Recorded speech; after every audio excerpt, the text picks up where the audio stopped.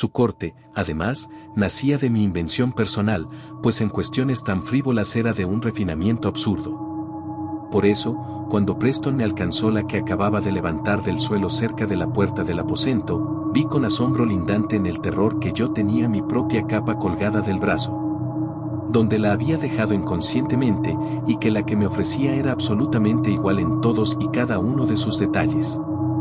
El extraño personaje que me había desenmascarado estaba envuelto en una capa al entrar, y aparte de mí ningún otro invitado llevaba capa esa noche.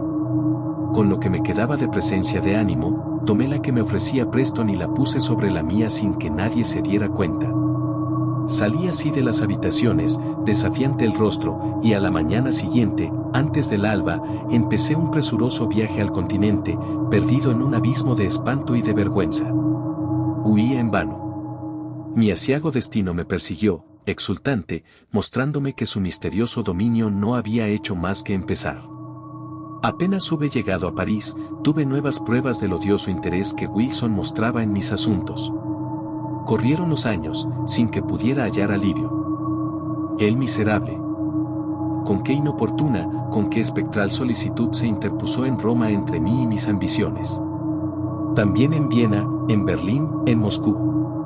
A decir verdad, ¿dónde no tenía yo amargas razones para maldecirlo de todo corazón? Huí, al fin, de aquella inescrutable tiranía, aterrado como si se tratara de la peste, huí hasta los confines mismos de la tierra. Y en vano. Una y otra vez, en la más secreta intimidad de mi espíritu, me formulé las preguntas: ¿quién es? ¿De dónde viene? ¿Qué quiere? Pero las respuestas no llegaban. Minuciosamente estudié las formas, los métodos, los rasgos dominantes de aquella impertinente vigilancia, pero incluso ahí encontré muy poco para fundar una conjetura cualquiera.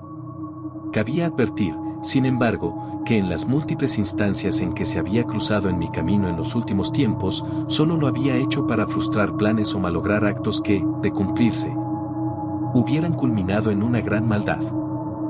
Pobre justificación, sin embargo, para una autoridad asumida tan imperiosamente. Pobre compensación para los derechos de un libre albedrío tan insultantemente estorbado. Me había visto obligado a notar asimismo que, en ese largo periodo, durante el cual continuó con su capricho de mostrarse vestido exactamente como yo, lográndolo con milagrosa habilidad, mi atormentador consiguió que no pudiera ver jamás su rostro las muchas veces que se interpuso en el camino de mi voluntad. Cualquiera que fuese Wilson, esto, por lo menos, era el colmo de la afectación y la insensatez.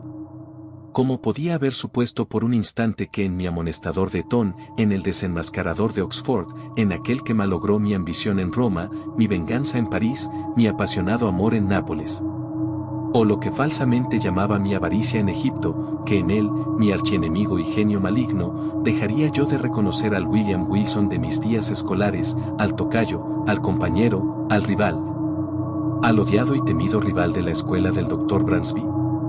Imposible. Pero apresurémonos a llegar a la última escena del drama. Hasta aquel momento yo me había sometido por completo a su imperiosa dominación. El sentimiento de reverencia con que habitualmente contemplaba el elevado carácter, el majestuoso saber y la ubicuidad y omnipotencia aparentes de Wilson, sumado al terror que ciertos rasgos de su naturaleza y su arrogancia me inspiraban, habían llegado a convencerme de mi total debilidad y desamparo, sugiriéndome una implícita, aunque amargamente resistida sumisión a su arbitraria voluntad. Pero en los últimos tiempos acabé entregándome por completo a la bebida, y su terrible influencia sobre mi temperamento hereditario me hizo impacientarme más y más frente a aquella vigilancia. Empecé a murmurar, a vacilar, a resistir.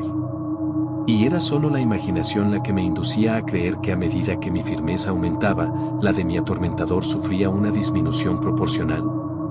Sea como fuere, una ardiente esperanza empezó a aguijonearme y fomentó en mis más secretos pensamientos la firme y desesperada resolución de no tolerar por más tiempo aquella esclavitud.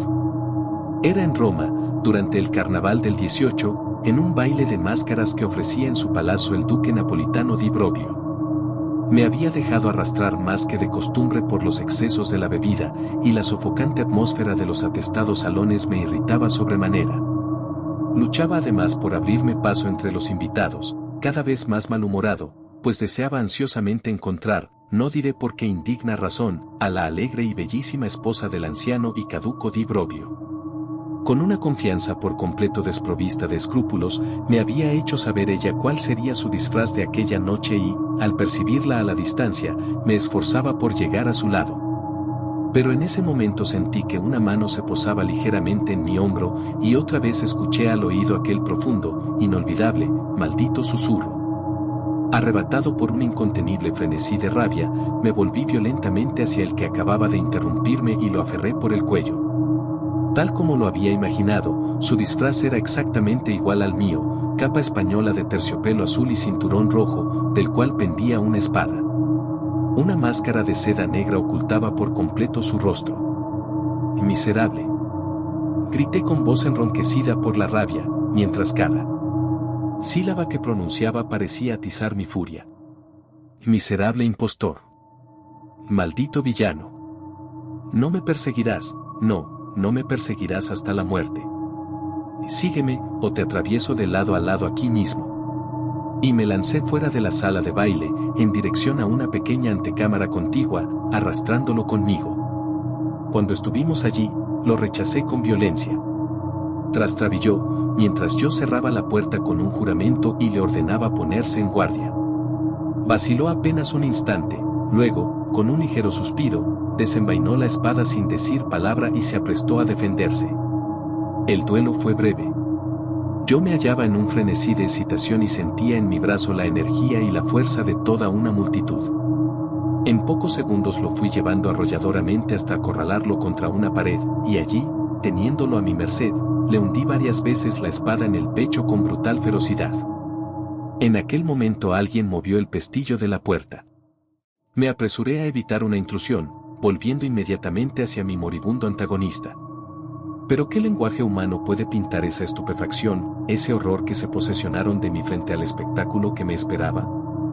El breve instante en que había apartado mis ojos parecía haber bastado para producir un cambio material en la disposición de aquel ángulo del aposento. Donde antes no había nada, alzábase ahora un gran espejo, o por lo menos me pareció así en mi confusión. Y cuando avanzaba hacia él, en el colmo del espanto, mi propia imagen, pero cubierta de sangre y pálido el rostro, vino a mi encuentro tambaleándose. Tal me había parecido, lo repito, pero me equivocaba. Era mi antagonista, era Wilson, quien se erguía ante mi agonizante. Su máscara y su capa yacían en el suelo, donde las había arrojado. No había una sola hebra en sus ropas, ni una línea en las definidas y singulares facciones de su rostro, que no fueran las mías, que no coincidieran en la más absoluta identidad.